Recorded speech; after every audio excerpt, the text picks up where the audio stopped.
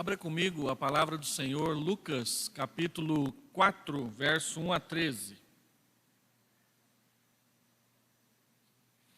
Evangelho de Lucas, capítulo 4, verso 1 a 13.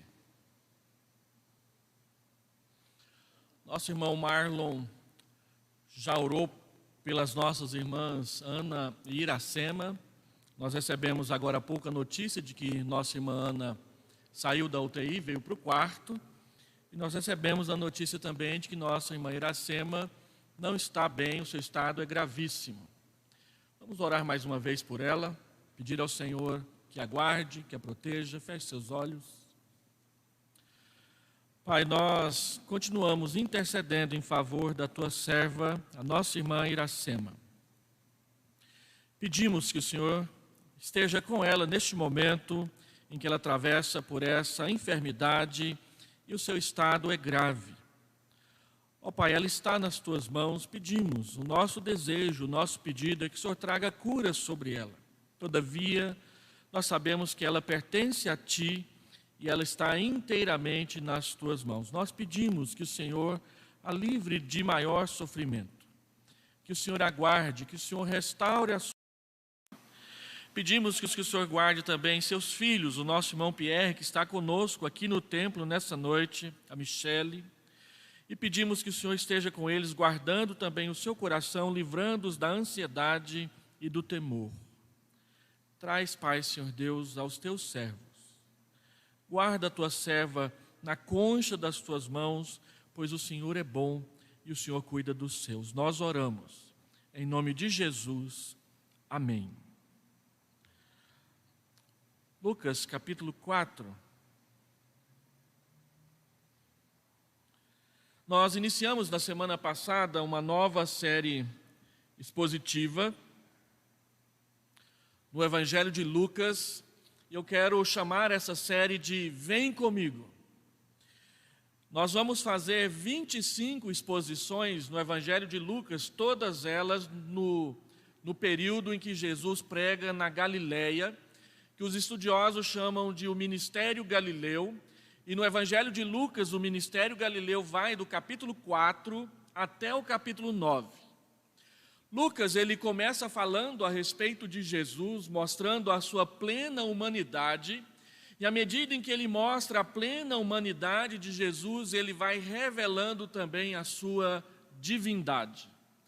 De modo que quando os discípulos que começam a seguir Jesus, e isso será narrado aqui no final do capítulo 4, início do capítulo 5, eles começam seguindo Jesus, crendo que ele é um homem bom, que ele é um santo, que ele é um profeta.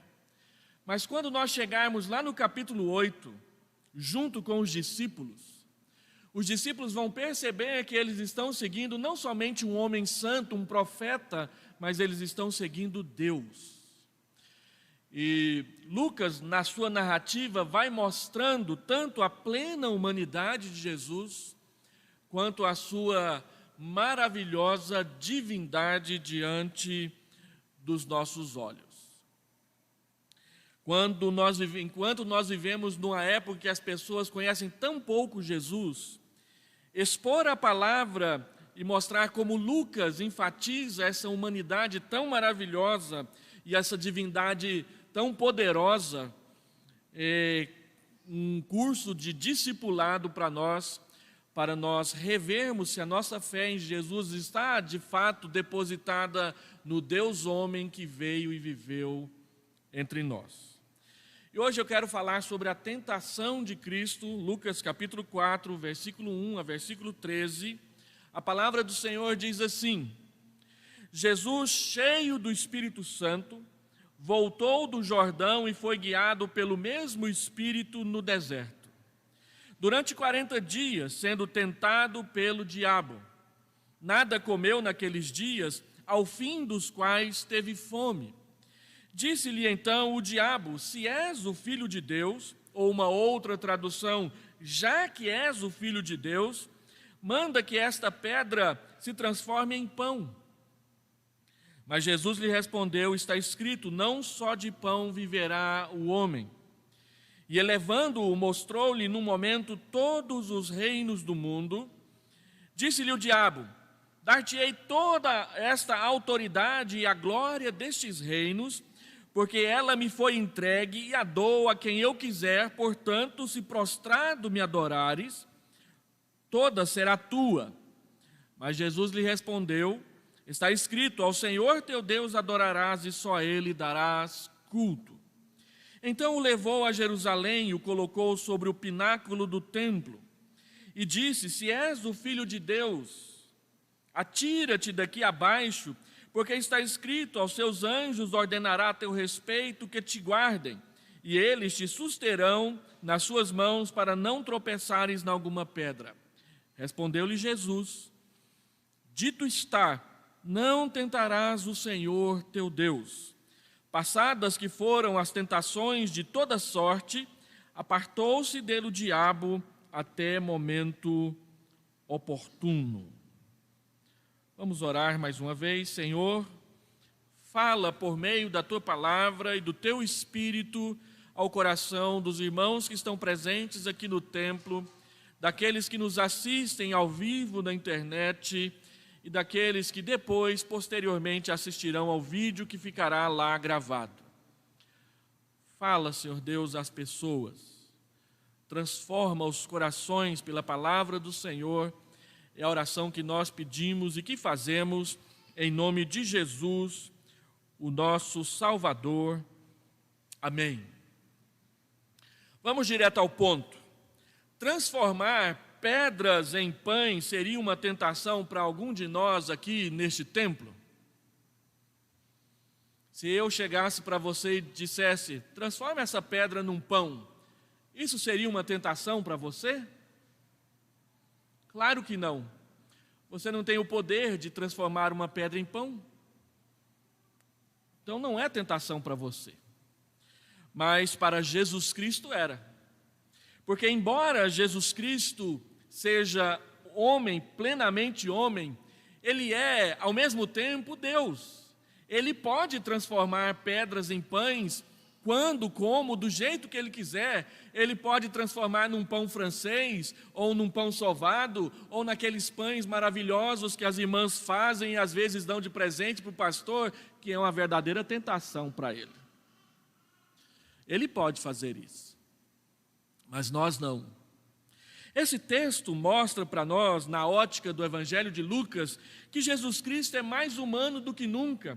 E enquanto Ele é tão humano quanto nós, Ele também é Deus, e Ele é tentado para ver se Ele obedecerá, se Ele permanecerá fiel ao mandamento de Deus para o seu ministério aqui na terra. E o contexto aqui do texto que nós acabamos de ler, ele precisa nos chamar a atenção pelo menos para 3 questões preparatórias. A primeira delas é a questão do papel do Espírito Santo no Evangelho de Lucas.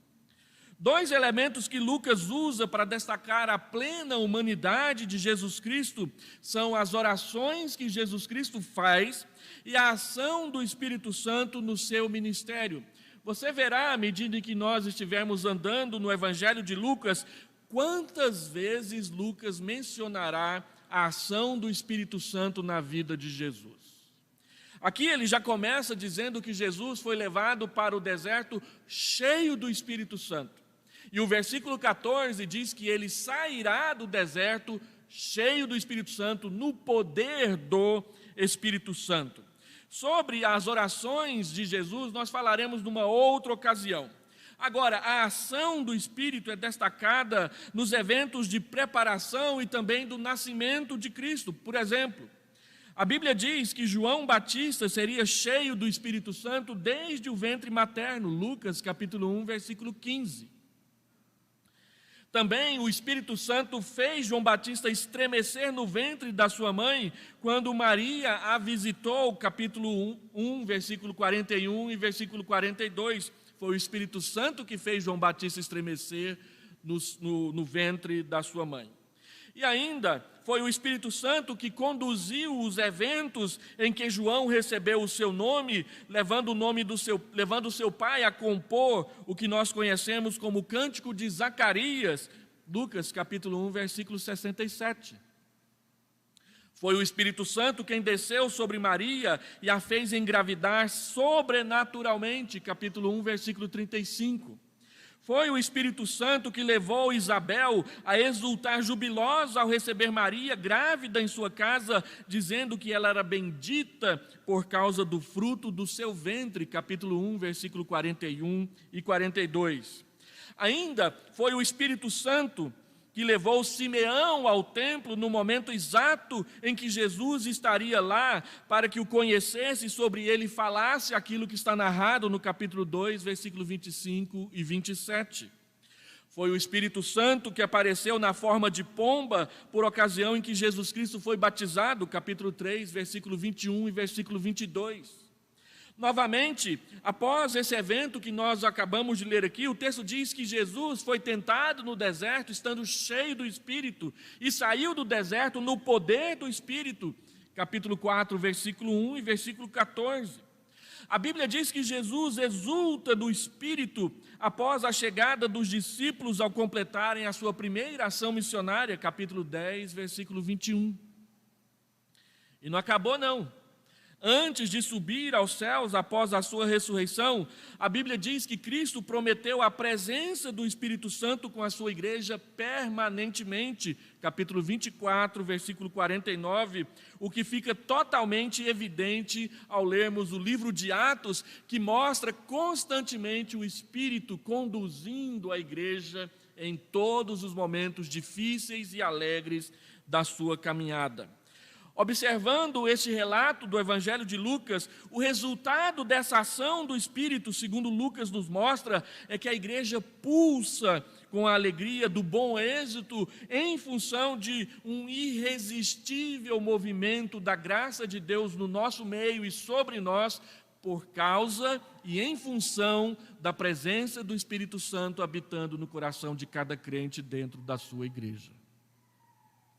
Também fica evidente que o nosso Salvador, durante todo o tempo da sua presença aqui na terra, ele viveu o tempo todo debaixo do poder e da orientação do Espírito Santo de Deus, mostrando que nós que somos homens, pessoas humanas, mulheres e homens, se nós queremos viver uma vida que agrada a Deus, nós precisamos sim do poder, da presença, da ação, da orientação e do pastoreio do Espírito Santo nas nossas vidas.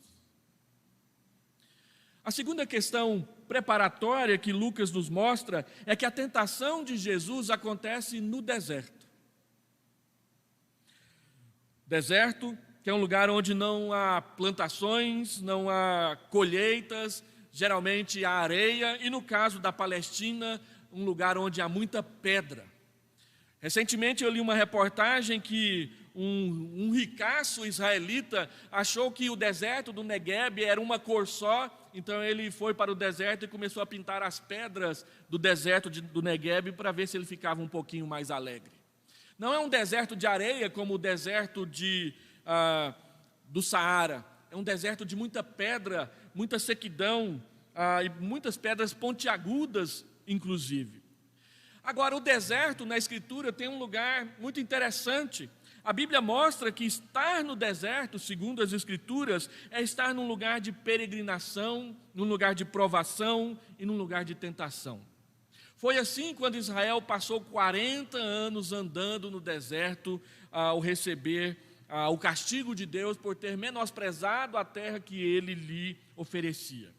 Então, quando Jesus é tentado no deserto, é para fazer uma ligação direta com o período em que Israel também passou no deserto, debaixo da condução de Deus. Israel passou 40 anos e Jesus passa 40 dias exatamente para representar em cada dia um ano daqueles que Israel passou ali no deserto. Aqui nós temos uma referência exata a isso.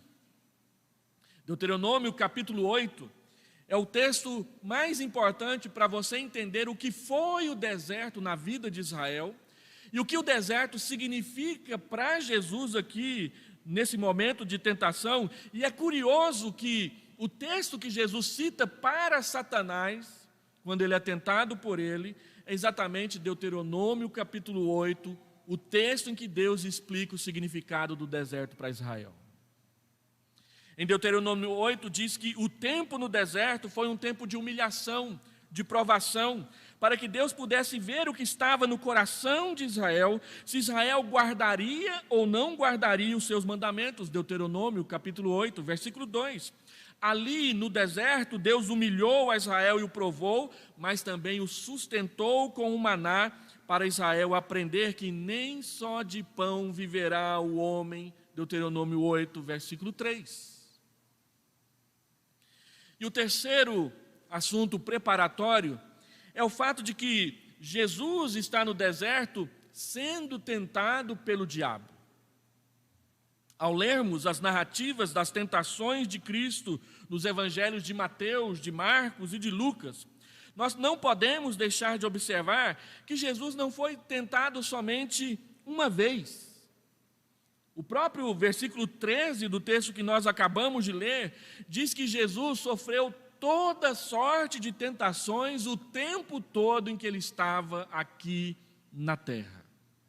Não foi essa única tentação e depois Jesus ficou livre para fazer tudo o que ele queria.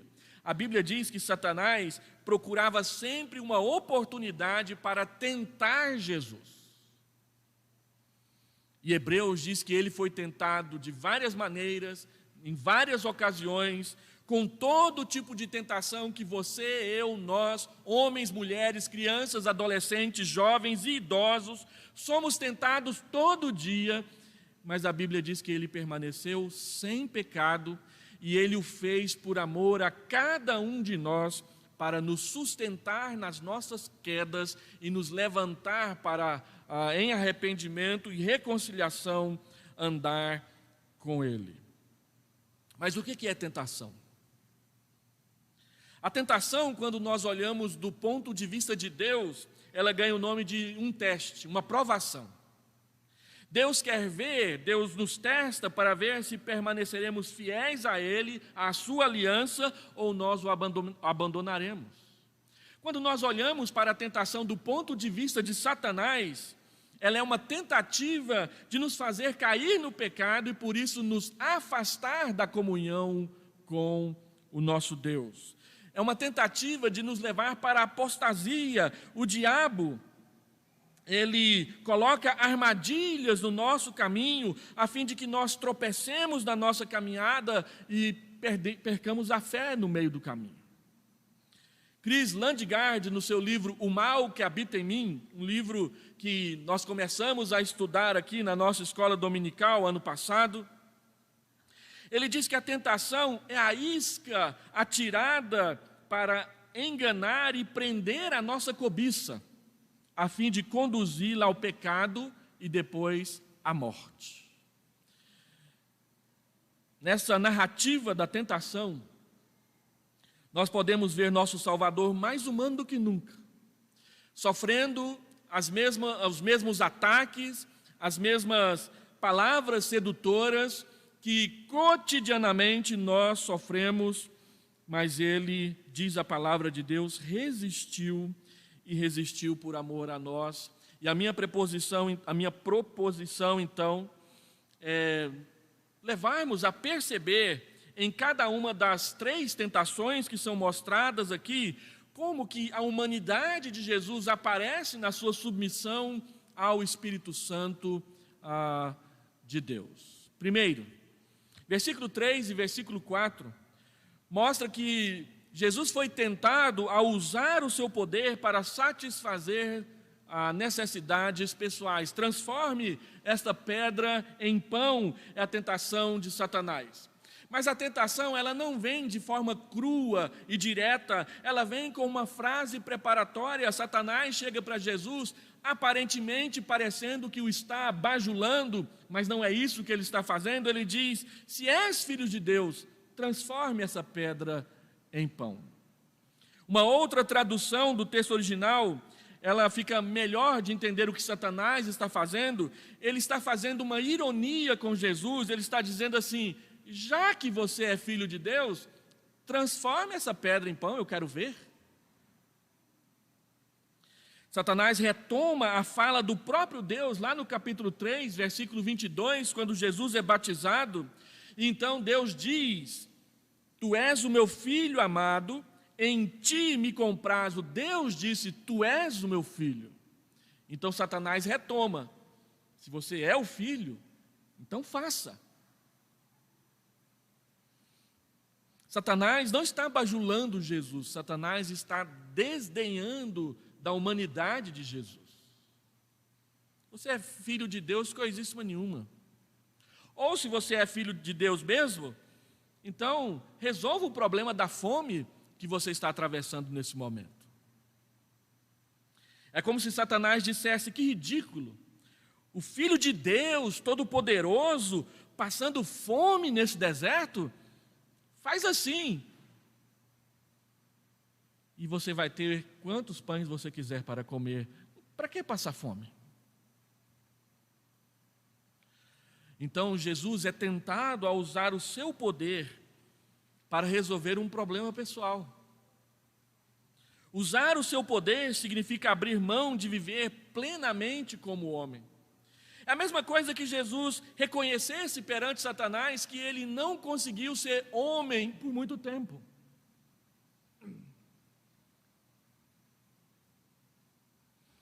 Mas que ele precisava usar o poder, senão ele não conseguiria fazer o que Deus mandou ele fazer.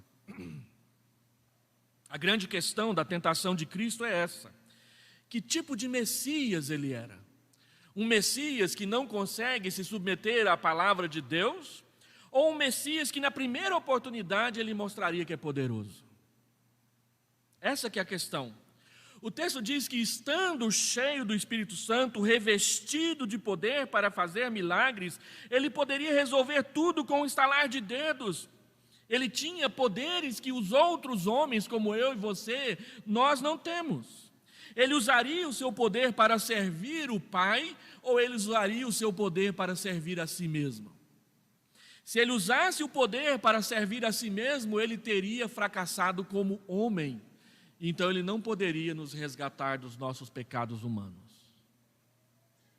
Se ele não enfrentasse a tentação como homem, ele não poderia ser o salvador dos homens. Se ele não vivesse como homem no que diz respeito a si mesmo, ele não poderia socorrer daqueles que se aproximam como o seu mediador, o seu sumo sacerdote. Na linguagem de Hebreus capítulo 4, versículo 15, nós temos um sumo sacerdote que pode se compadecer de nós, porque ele foi tentado, mas ele não caiu na tentação. Está escrito a resposta de Jesus: você deve confiar na palavra de Deus, porque a palavra de Deus é o verdadeiro sustento das nossas vidas. Quando Jesus diz: não só de pão viverá o homem, Jesus volta lá em Deuteronômio capítulo 8, e ele mostra para Satanás que não é somente o alimento ordinário, comum, que a gente coloca num prato que nos alimenta, mas ouvir, entender e obedecer a palavra de Deus também nos alimenta. E é por isso que no domingo nós agradecemos o alimento espiritual que Deus nos dá na escola dominical e também o alimento comum que Ele coloca sobre a nossa mesa ao nos abençoar para o trabalho. Como vencer a tentação? A Bíblia diz que nós vencemos a tentação perseverando e usando o ensinamento de Deus na sua palavra contra aquilo que Satanás usa contra nós. Dietrich Bonhoeffer, comentando esse texto, ele diz que a tentação é quando Deus nos deixa à mercê de Satanás com apenas um instrumento nas mãos, a Bíblia. Como é que nós podemos resistir, vencer e não cair à tentação, lembrando-se e usando das Escrituras Sagradas? E é isso que Jesus faz. Jesus responde à acusação de Satanás citando a Escritura Sagrada. E um detalhe curioso é que as 3 respostas de Jesus, todas elas são retiradas do livro de Deuteronômio.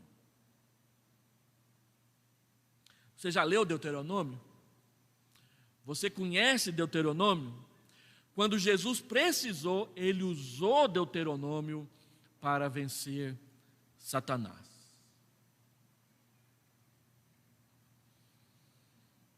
E é digno de nota que, ao usar Deuteronômio, capítulo 8, versículo 3, Jesus torna claro que o imediatismo, satisfazer rapidamente as nossas necessidades, é o maior inimigo da providência de Deus nas nossas vidas. Nós queremos a resposta rápida de Deus. Nós não sabemos esperar. Nós estamos acostumados a apertar um botão e tudo abrir diante dos nossos olhos. É interessante o tanto que o WhatsApp nos tornou ainda mais imediatistas. Antigamente, quando nós precisávamos falar com alguém, a gente telefonava, às vezes a pessoa não estava próxima, deixava um recado na secretária eletrônica quando tinha, e aí ele respondia. Hoje a gente manda uma mensagem do WhatsApp e fica lá abrindo toda hora, não respondeu, não respondeu, não respondeu, não respondeu, que chato, não respondeu ainda, não vai responder nunca não. Uma das novas ações pastorais dos pastores é administrar desentendimento entre os irmãos no WhatsApp, porque o irmão demorou mais que 30 minutos para responder sua mensagem. Nós ficamos bravos, porque nós queremos que a pessoa veja imediatamente a nossa necessidade, que nem sempre é tão urgente assim. Então, a tentação de Satanás, muitas vezes, ela prova se nós confiamos ou não confiamos na providência de Deus nas nossas vidas. O povo dizia lá no deserto: seca-se a nossa alma, só vemos este maná, este pão vil, Números capítulo 11, versículo 6. E é então que aparece a descrição do maná, uma descrição da graça providente de Deus. Deus enviou o maná para que o seu povo não morresse de fome no deserto, e a providência do maná era cotidiana, menos no sábado. No sábado ele tinha que colher o dobro na sexta-feira, mas se ele colhesse o dobro na segunda-feira, na terça-feira tudo azedava. O que Deus ensinou durante 40 anos no deserto para Israel? A minha providência, ela é precisa, ela é segura e ela é suficiente, e é só para o necessário. Então, Deuteronômio capítulo 8, versículo 3 até o 18, Moisés descreve em detalhes o objetivo de Deus em manter o povo no deserto e alimentá-lo com o maná. E eu vou ler todo esse texto para os irmãos aqui. Deus diz assim para Israel: Ele te humilhou e te deixou ter fome, e te sustentou com o maná que tu não conhecias, nem os teus pais o conheciam. E ressalta essa parte: para te dar a entender que não só de pão viverá o homem, mas de tudo que procede da boca do Senhor viverá o homem. Nunca envelheceu a tua veste sobre ti, nem se inchou o teu pé nesses 40 anos. Sabe, pois, no teu coração, que como um homem disciplina seu filho, assim te disciplina o Senhor teu Deus. Guarda os mandamentos do Senhor teu Deus, para andares nos seus caminhos e o temeres, porque o Senhor teu Deus te faz entrar numa boa terra, terra de ribeiros de águas, de fontes, de mananciais profundos, que saem dos vales e das montanhas, terra de trigo e cevada, de vides, figueiras e romeiras, terra de oliveiras, de azeite e mel, terra em que comerás o pão sem escassez, e nada te faltará nela, terra cujas pedras são ferro, e de cujos montes cavarás o cobre. Comerás e te fartarás, e louvarás o Senhor teu Deus pela boa terra que te deu. Guarda-te, não te esqueças do Senhor teu Deus, não cumprindo os seus mandamentos, os seus juízos e os seus estatutos que hoje te ordeno, para não suceder que depois de teres comido estiveres farto, depois de haveres edificado boas casas e morado nelas, depois de se multiplicarem os teus gados e os teus rebanhos, e se aumentar a tua prata e o teu ouro, e ser abundante tudo quanto tens, se eleve o teu coração e te esqueças do Senhor teu Deus, que te tirou da terra do Egito, da casa da servidão, que te conduziu por aquele grande e terrível deserto de serpentes abrasadoras, de escorpiões e de secura, em que não havia água, e te fez sair água da pederneira, que no deserto te sustentou com o maná que teus pais não conheciam, para te humilhar, para te provar e afinal te fazer o bem. Não digas, pois, no teu coração: a minha força e o poder do meu braço me adquiriram essas riquezas. Antes te lembrarás do Senhor teu Deus, porque é Ele o que te dá força para adquirires riquezas, para confirmar a sua aliança que sob juramento prometeu a teus pais, como hoje se vê. Quando Jesus responde a Satanás: nem só de pão viverá o homem, é disso daqui que ele está falando. Da providência de Deus em todos os momentos da nossa vida, sem exceção. Deus deu o maná para ensinar o povo a crer, confiar e a depender da sua palavra. O maná não era apenas alimento, era disciplina positiva e negativa. Seu propósito era mostrar que quem salvou e sustentou Israel no deserto foi a mão poderosa de Deus e não o braço de Israel. O maná fora dado a Israel como um teste. Isso está escrito em Êxodo capítulo 16, Números capítulo 11 e Números capítulo 21, no qual a aventura da fé era contrastada com a segurança meramente humana das cebolas, dos alhos porós e das comidas gordurosas do Egito. O maná era tipo de Cristo no sentido de que era a provisão de Deus para a salvação. Se eles não comessem o maná, eles morreriam de fome no deserto.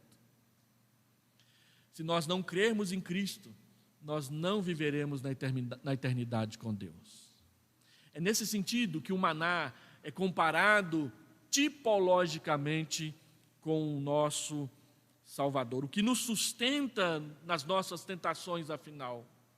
O que nos sustenta nas nossas tentações é a palavra de Deus, as suas promessas, as suas verdades, e aplicadas à nossa vida. Quando nos vemos e nos sentimos perdidos em desertos abrasadores, às vezes as nossas tribulações parecem desertos.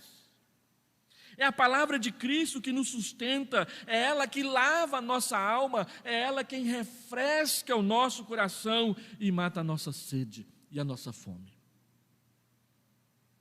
Você pode estar com a geladeira abastecida e passando fome no seu coração. E é Jesus quem satisfaz essa fome do seu coração. Segunda tentação.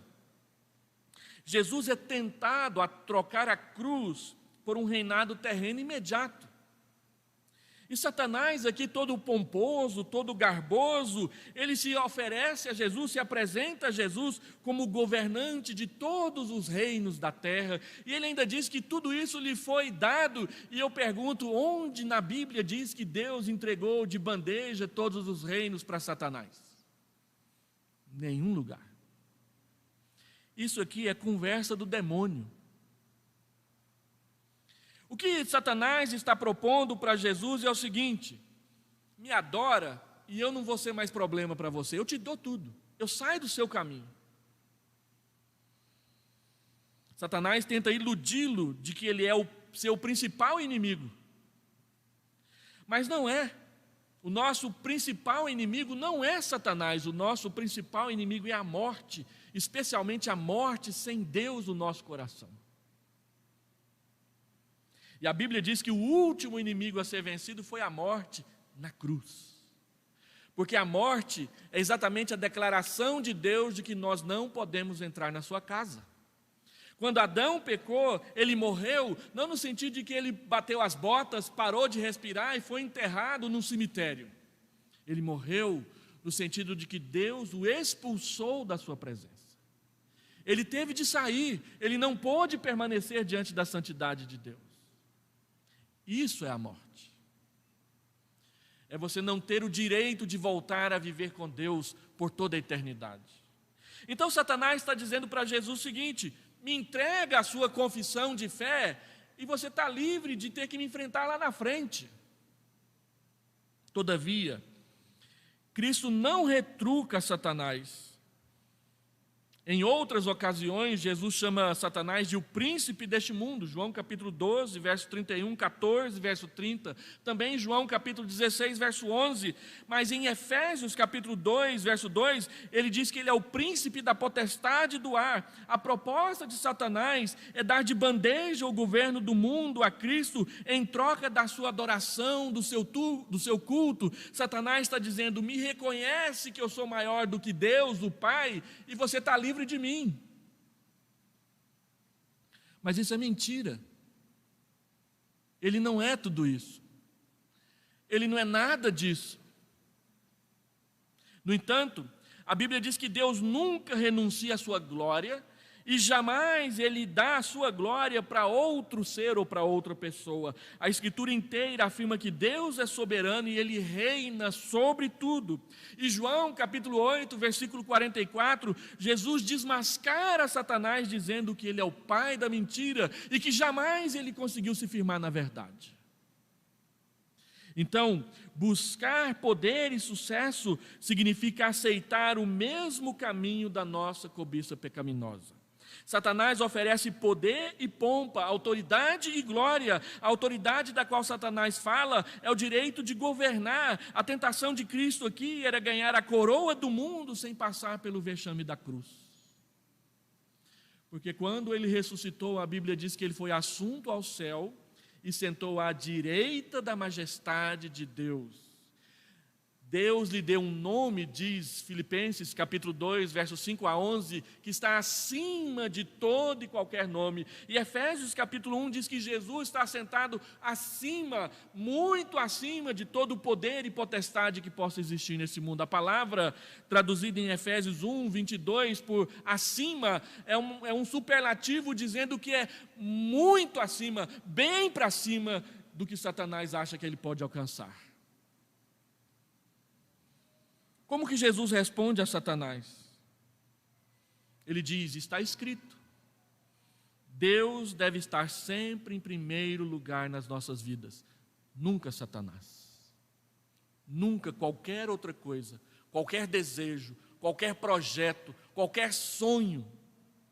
Quantas pessoas idolatram os seus sonhos e depois amargam os seus pesadelos? Eu conheço pessoas que foram para os Estados Unidos sonhando em voltar de lá com casas, carros e tudo mais. Alguns fizeram isso, mas outros voltaram mais pobres do que foram, amargando um pesadelo e não acalentando um sonho. A tônica da novela da Rede Globo é: nunca desista do seu sonho. Qual sonho? Na maioria das vezes, nossos sonhos são egoísmo e nada mais, são vaidade. E quando a gente passa por um grande revés, nós percebemos que perdemos tempo correndo atrás de vento. Nós poderíamos ter sonhado outras coisas mais dignas e melhores. Jesus diz: está escrito, Deus tem que estar em primeiro lugar. A grande questão da vida é: quem governa a sua vida, Deus ou Satanás? Todo mundo sabe que o simples fato de ajoelhar-se diante de alguém significa reverenciá-lo. E é isso que Satanás pede para Jesus: só ajoelha aí diante de mim, está de bom tamanho. Mas Jesus diz não. Adoração, culto, serviço, só para Deus. Por isso, a insistência bíblica de que nós devemos reverência cultica somente a Deus e a mais ninguém. Terceira tentação: trocar a total dependência de Deus por uma fé presunçosa. Versículo 9 ao versículo 12. Satanás sabe que Jesus conhece a Escritura, então ele começa a citar a Bíblia. E olha como Satanás conhece a Bíblia de cor. Satanás conhece a Bíblia melhor do que você e eu juntos. E ele usa. O problema de Satanás não é que ele cita a Bíblia errado. Se você vai conferir o que Satanás está dizendo aqui com os salmos que ele cita, está lá do jeitinho que ele falou. A grande questão é que Satanás torce a aplicação.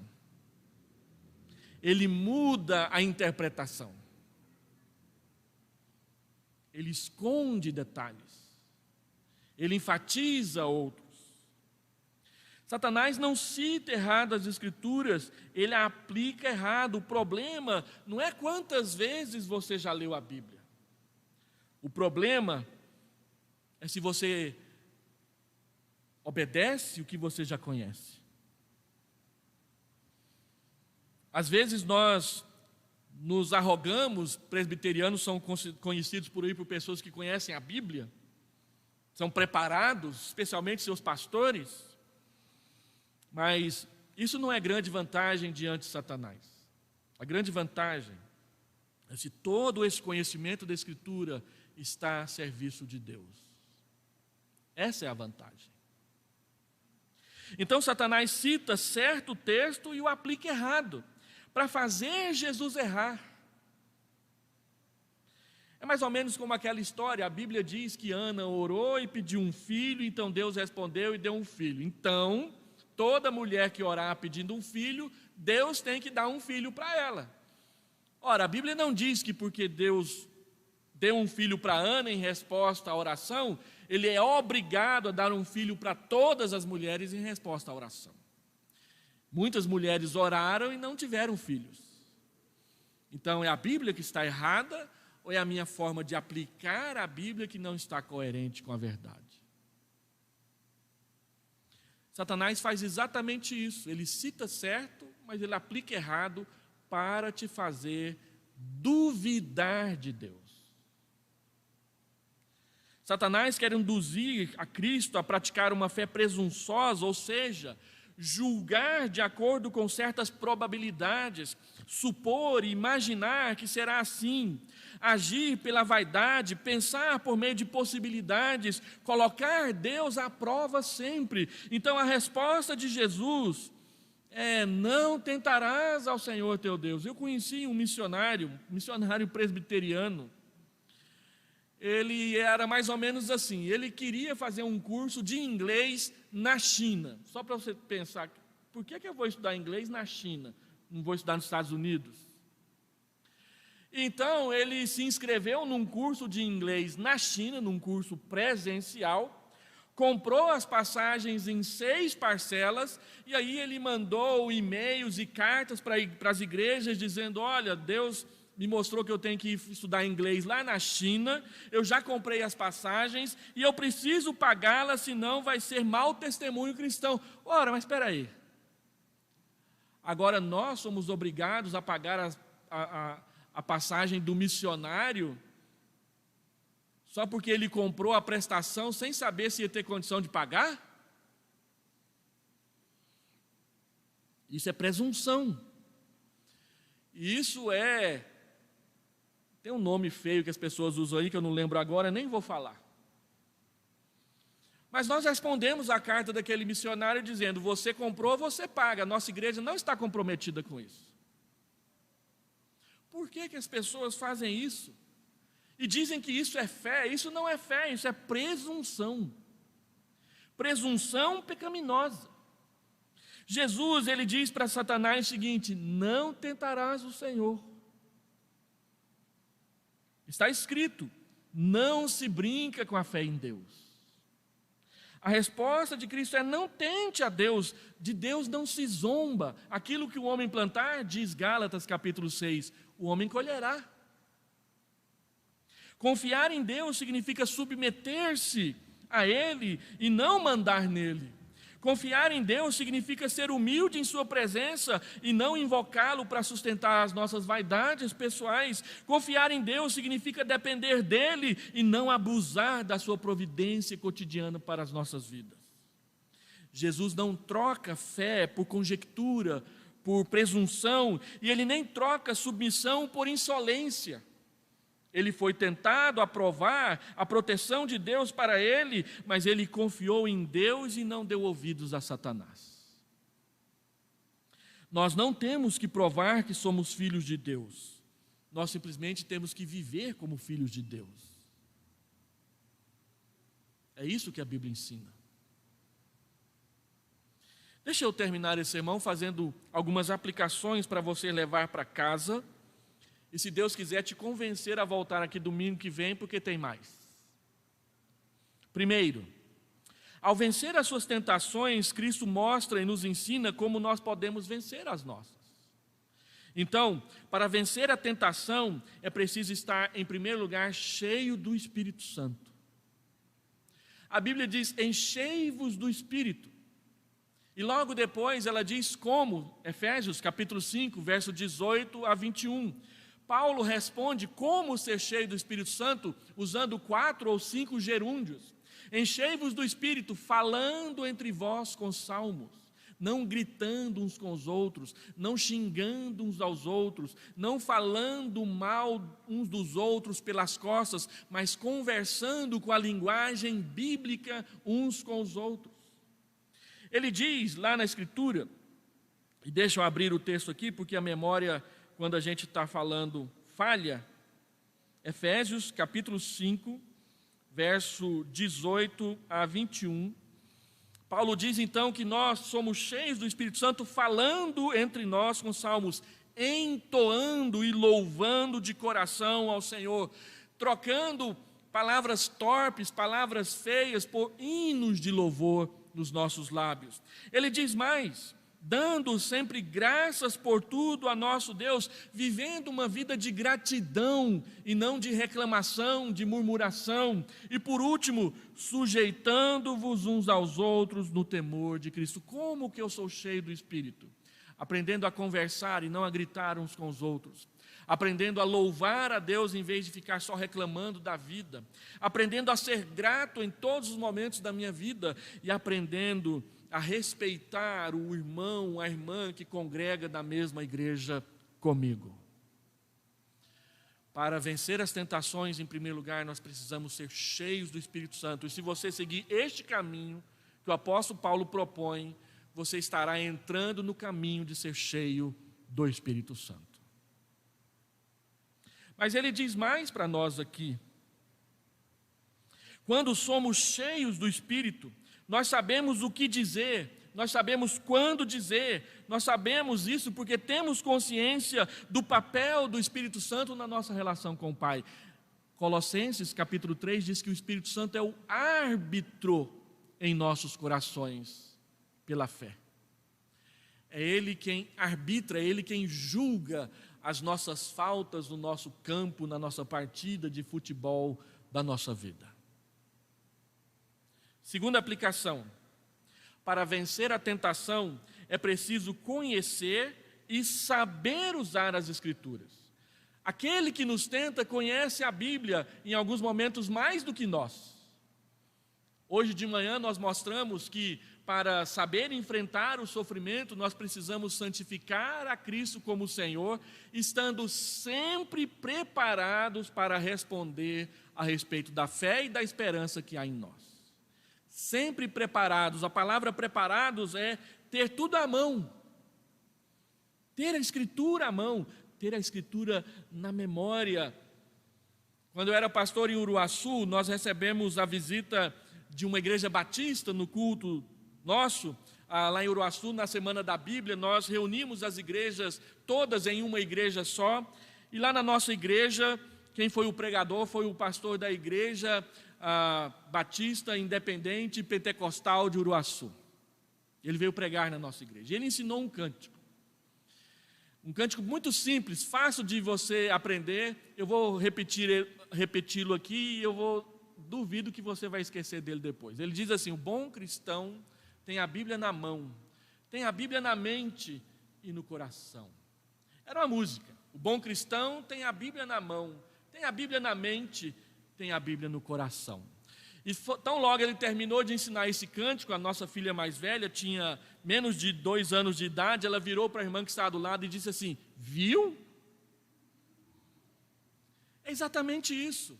É preciso ter a Bíblia na mente, é preciso ter a Bíblia na mão, é preciso ter a Bíblia no coração. E isso acontece quando a gente lê, quando a gente medita, quando a gente estuda, quando nós participamos dos movimentos da igreja para fortalecer a fé do povo de Deus. Leia a Bíblia, estude a Bíblia, venha para a escola dominical estudar junto com a gente a palavra de Deus.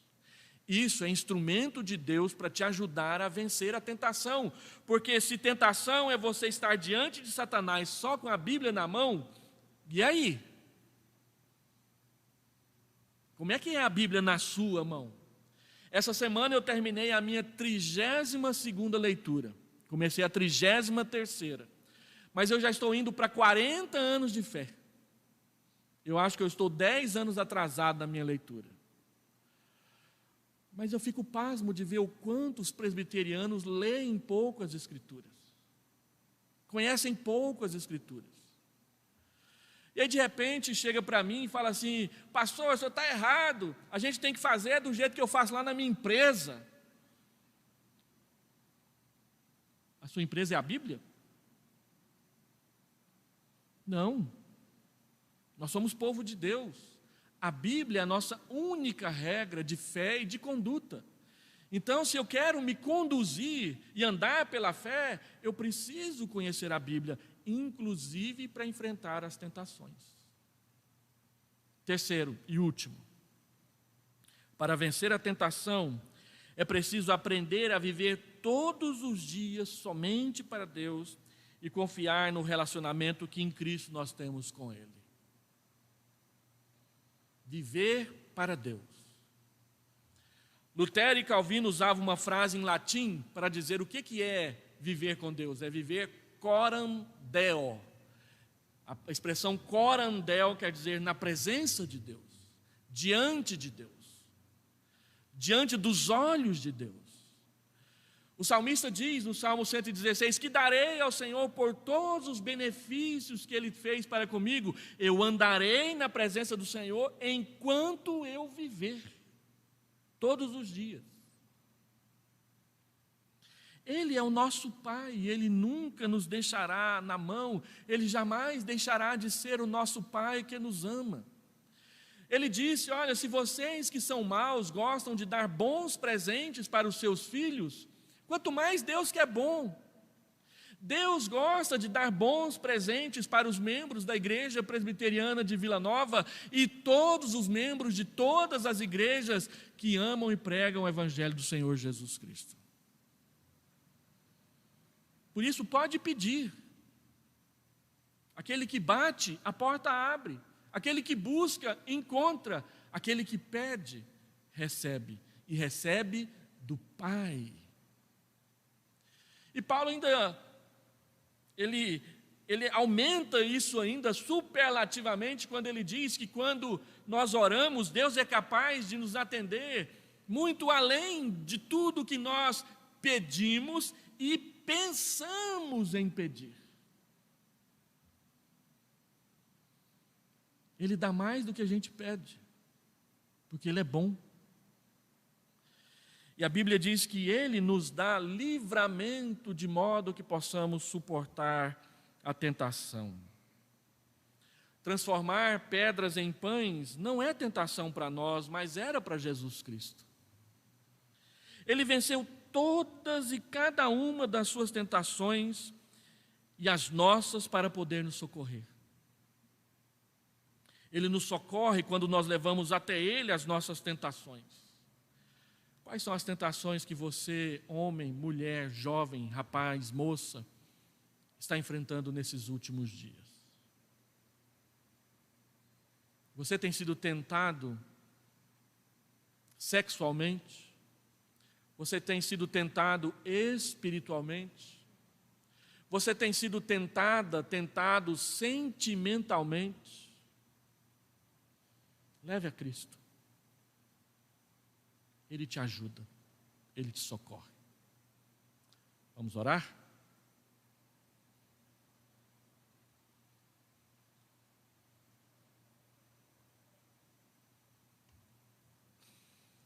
Pai amado, Deus querido, estende as Tuas mãos sobre os irmãos aqui presentes, os que estão nos acompanhando pela internet e os que assistirão depois essa palavra.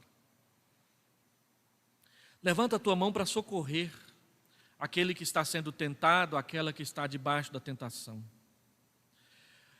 E permita-nos, Senhor Deus, livra-nos da tentação, ajuda-nos a não cair em tentação. fortalece o nosso espírito, fortalece-nos moralmente para que possamos resistir no dia mau e depois de termos vencido tudo, permanecermos inabaláveis na nossa fé. Nós sabemos que Satanás anda ao nosso redor como um leão que ruge, mas ele não pode nos amedrontar enquanto estivermos perto do nosso